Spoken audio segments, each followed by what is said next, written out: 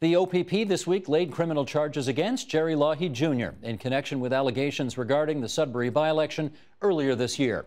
But perhaps what makes the story all the more interesting is that one of the Premier's top advisors was investigated and not charged. Joining us now for more on how the news is playing out in the North and at the Legislature, in Sudbury, Ontario via Skype, Eric White from CBC Radio News, and here in studio, Ashley Chinatti, reporter with the National Post. And it's good to see both of you back on our airwaves again here on TVO. Eric, this is one of those stories that's sort of been in and out of the public's consciousness for the last many, many months. So people have a sense of it, but they may not remember the background. So help us by starting with the background. How far back you want to go here? So, last year in the provincial election, longtime Sudbury MPP, Liberal MPP, Rick Bartolucci retired. That seat was up for grabs, and for the first time in 20 years, the NDP captured Sudbury. Former City Councillor Joe Cimino was elected as the MPP, but then just 6 months in office, he quit suddenly for reasons which have still never really been talked about publicly, sparking this by-election.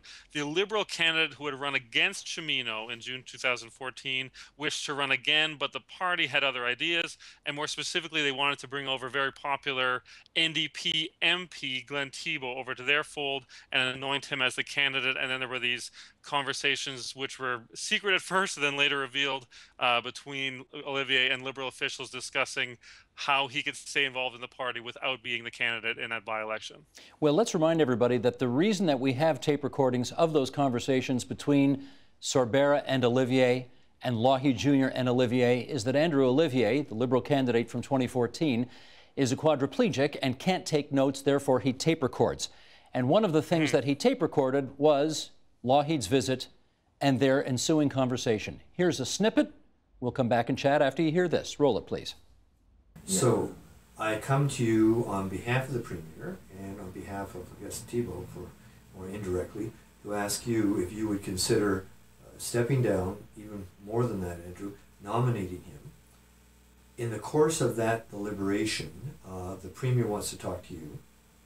They would like to present to you options in terms of appointments, jobs, whatever, that you and her and Pat Sorbera can talk about. Pat Sorbera being the Premier's Deputy Chief of Staff. Okay, Ashley, he has been charged, Gerry Lougheed Jr., by the OPP with one count of counseling an offense not committed. Translate into English, please. What's he being charged with? Basically, that offense is the idea of trying to get somebody else to commit a crime, but that person ends up refusing to do it, but it's still illegal for me to say to you, hey, Steve, will you go burn down this building for me? Even if you don't do it, it's still a crime for me to try and ask you to break the criminal code, essentially. And there's another count as well, unlawfully influencing or negotiating appointments. What does that mean? Basically, that means asking for some kind of quid pro quo or something in exchange for someone to take an appointment or to turn down an appointment. So one of the interesting things about this aspect of the charge is whether the Crown is looking at the fact that they are offering Olivier an appointment as an inducement for him not to run, or if they're looking at the fact that they're asking him not to run and seeing the nomination as an appointment. Because I had a lawyer tell me yesterday that a party nomination is not necessarily the same thing as a public appointment, because political parties at the end of the day are private entities. So what that one more likely relates to, and again we'll have to see a bit more of the Crown's case to know for sure, is the offer of an appointment to Olivier. One of the reasons that this has become the co-celeb that it has become, Eric, is that we have these tape recordings. And I want to know how much conversation there's been in Sudbury about the fact that Andrew Olivier recorded his conversations with the Deputy Chief of Staff to the Premier and with Gerry Lougheed Jr., who described himself as being there on behalf of the Premier, without them knowing they were being recorded. What are people saying about that?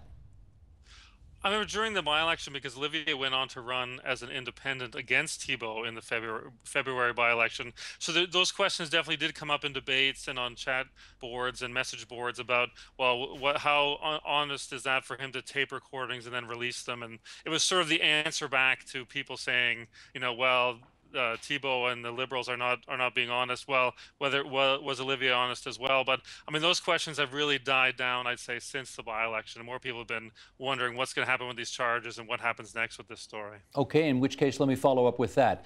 Pat Cervera, the Deputy Chief of Staff to the Premier, was investigated by the OPP, her role in this. They had a similar conversation to the one that Gerry Lougheed Jr. and Olivier had. The police ultimately decided not to lay charges against her. Do we know why?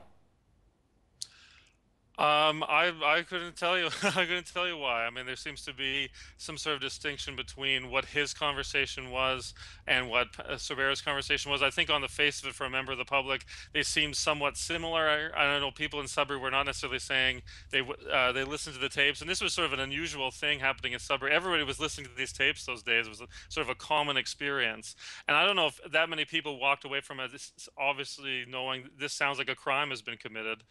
So I don't know if the average person could really tell you the difference between the two conversations. Actually, not only did the police investigate Pat Cervera and decline to charge her, they've declined to explain why they are not charging her. Why is that?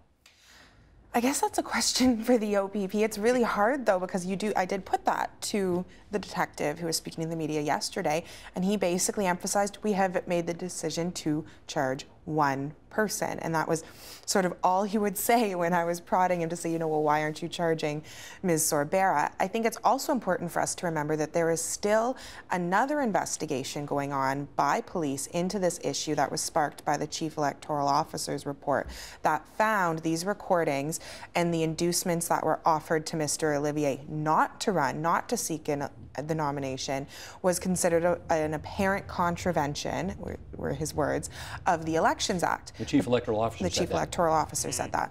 But he can't lay charges, so that was then referred to the Attorney General's office and the police, and the Attorney General's office brought in outside prosecutors to avoid any conflict of interest. And so there's still a very good chance of there being some kind of provincial charges on this as well. But of course, criminal charges supersede that. So Mr. Lougheed will need to go through his criminal process. But it's very possible that Ms. Cervera could still face provincial offenses on this, and those do carry penalties of up to 2 years less a day of jail time. Now, the Premier did have an availability, a press conference about this to get her reaction to it.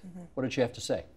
She basically said, it's before the courts. I think politicians love when an issue goes before the courts because then they can use that line. Well, I couldn't possibly comment because it's before the courts to decide. But she said, of course, it's upsetting. I think that was the quote that really stood out from that, which is understandable. I mean, they have a big agenda at Queen's Park for this fall, and this has proven quite the distraction ever since February, and it will go ahead to be. And then, of course, we are in the middle of a federal election campaign. Hold off on that. We're going to find out the impact on the federal election in a bit. Eric, though you're in Sudbury, you know the players well. I'm not sure anybody south of the French River had ever heard of Gerry Lougheed Jr. before all this broke. They may now. Can you tell us a little bit about the man, please?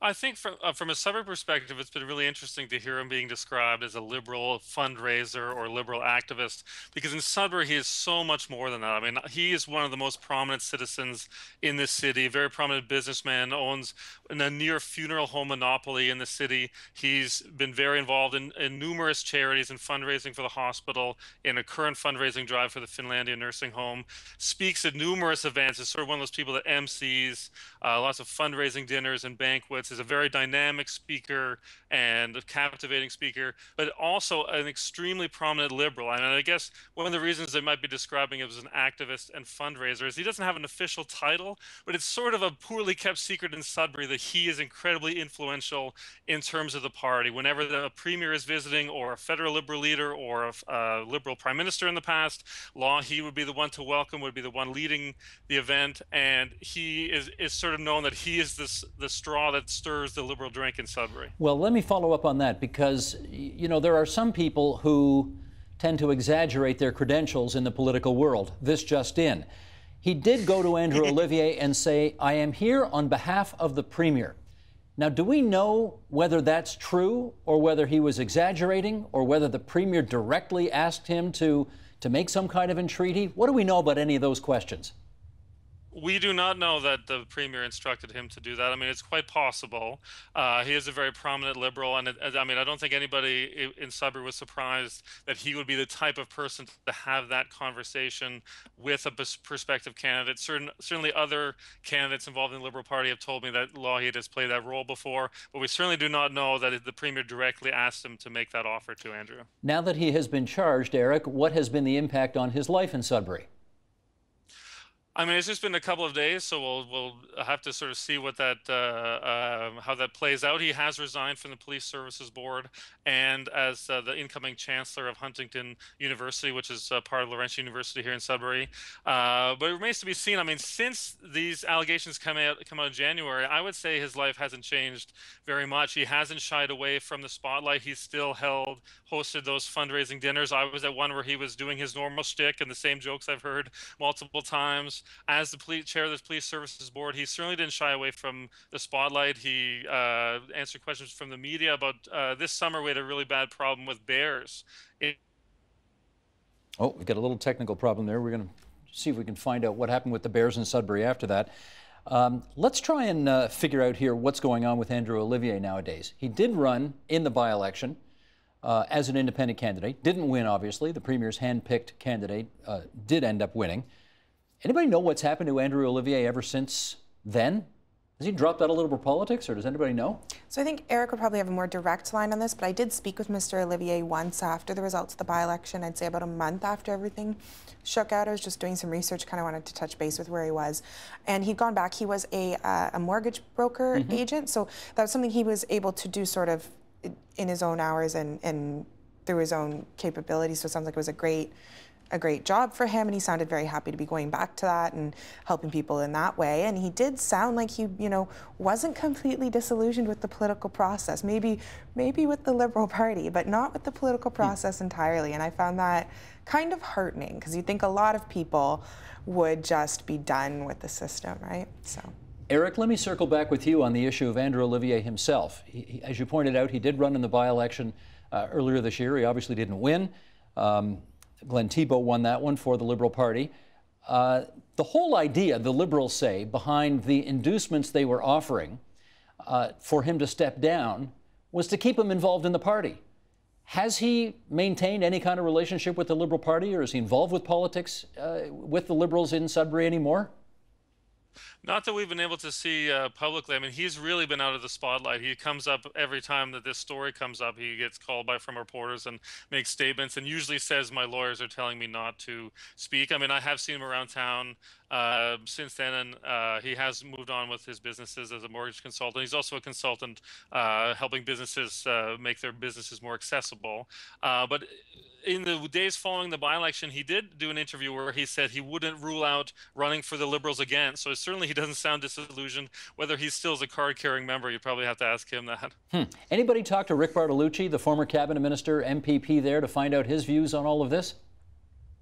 I don't think anybody called Rick yesterday. I suspect that he would probably say the common line about this is before the courts. But I mean, certainly he is somewhat at the center of this, that he was seen as having a good relationship with Thibeault, one of the reasons Thibeault came over to the Liberals, and certainly was seen as being very close to Lougheed. I've heard them both describe each other as their best friend in the past. So he's definitely staying away from this to this point, though, publicly. All right. In which case, Ashley, give us some sense from the corridors of the Liberal Party down at Queen's Park about how this is playing out in this regard. When Rick Bartolucci was the MPP in Sudbury, he was a cabinet minister. So Sudbury had some heft at the cabinet table. Since he's left, Glen Thibeault has now come in, and obviously he's not in cabinet, and he came in under such a storm.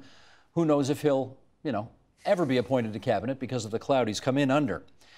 Do you think this has prevented Thibeault from being able to do his job as well as he might, or from getting a cabinet appointment going forward because of this controversy? So I think there's two things there. I think Mr. Thibeault, as far as what job he's doing, I mean, yesterday he put forward a motion to have a non-binding motion to have the government look at having more inclusive language on forms and dropping mothers and fathers in favor of parent or guardian.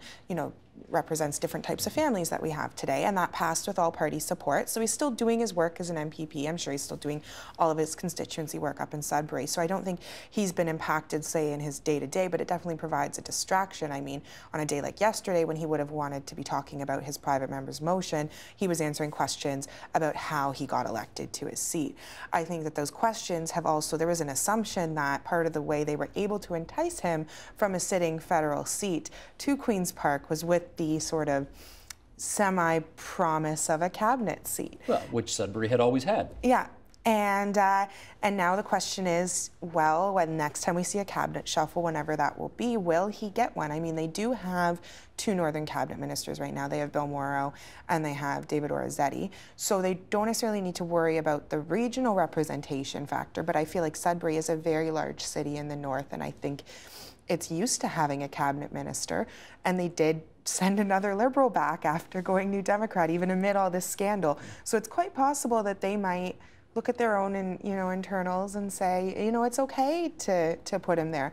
But I think a lot of that will depend on where this story is in the public attention, because up until now, I'm not sure it really burst the Queen's Park bubble, the insider bubble, the partisan political bubble, and into normal people. And I think what will be interesting to see is if this becomes something people talk about the way they talked about the Mike Duffy trial. Well, let me find out from Eric. On the ground in Sudbury, Eric, do people talk in terms of this whole controversy having kind of kneecapped or prevented Thibeault from doing his job properly? Is he there under a cloud, that kind of thing?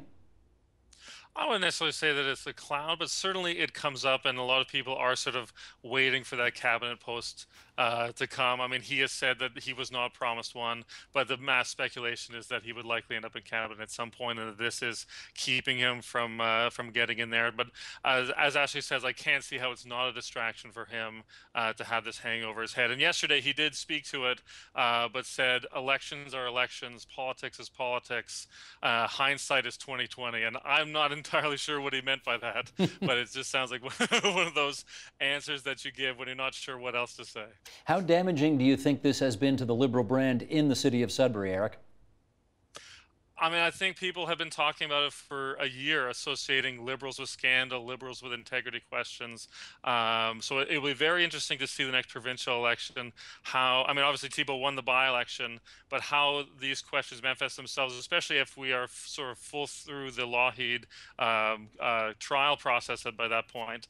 And federally, it's certainly coming up in the federal election. I mean, we had CBC hosted an election debate last night for the Sudbury candidates, and we did ask them about it, and members of the public were asking the candidates what did they think about these charges against Lougheed. So it is definitely front of mind right now. I think one of the tough things, Ashley, about this is that everybody I know in Sudbury who talks about Glen Thibeault says he's a good guy, says a good guy, effective politician, decent guy, and yet all of this effort that went into helping him get to Queen's Park backfired because now he's in the middle of this storm. Do you hear any of that kind of chatter at Queen's Park?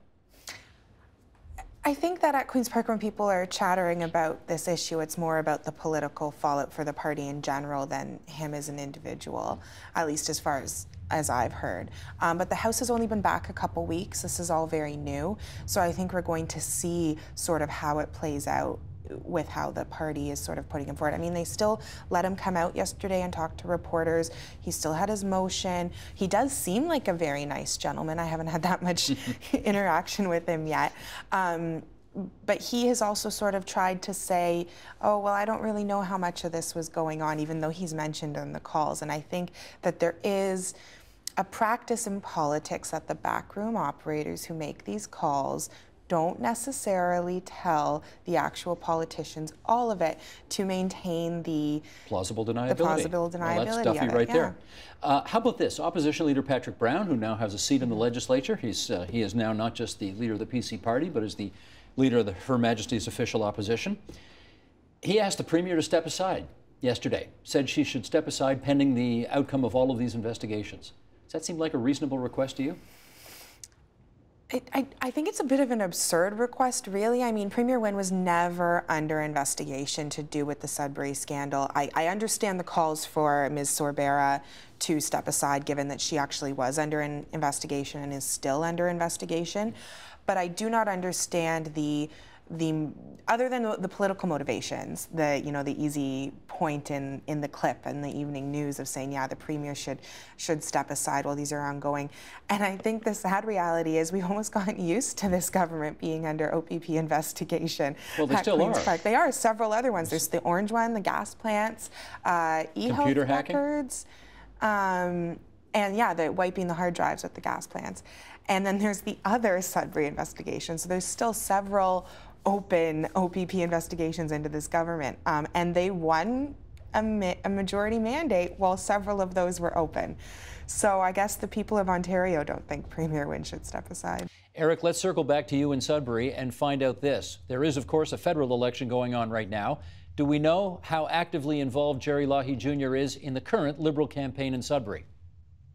Well, CBC Sudbury hosted a debate last night. We asked Liberal Paul Lefebvre that, and his answer was that Gerry Lougheed is not currently involved in my campaign. You can read into that what you wish. He may have been involved earlier on in the campaign. But to me, the more interesting answer was from Green Party candidate David Robinson, who really defended Lougheed and talked about all of the wonderful things that he has done for Sudbury and said that he was sorry to see this going to the criminal courts. So, and I've seen many other comments similar to that on Facebook. So a lot of Sudburyans having sort of mixed feelings and still feeling this connection to Lougheed and not necessarily seeing him the way that maybe it's being seen in other circles in the province. Okay, and you were in the middle of a story about bears earlier in our discussion that we never did get to finish. So finish the story about the bears. Yeah, everybody wants to hear about Sudbury bears. So yeah, we had lots of bears in the city eating people's garbage and causing safety concerns. And there's been this long-standing question about who's responsible for bear calls, the Ministry of Natural Resources or local police forces. And as the Police Services Board chair, Gerry Lougheed was very outspoken about how this is a crisis and really targeting the Liberal government and saying they need to do more from the MNR's perspective in controlling bears. So he certainly hasn't been shying away from the spotlight. I mean, that's not something that you do if you're trying to stay out of this, to stay out of things and people wondering about your integrity. I mean, he really stuck his neck out there, something he didn't really need to do as Police Services Board chair. And Eric, one last one for you, and that is, I've heard rumors in Sudbury that Gerry Lougheed Jr. has put all of his business interests up for sale. Do you know anything about that? There is certainly that rumor that's been going around for a while. I couldn't tell you whether it's true or not. You'd have to ask the Lougheed family about that. Certainly, he's probably nearing retirement age, so I could see maybe he wants to step. Okay. Monopoly. Very good. And one more now for you as well, Ashley.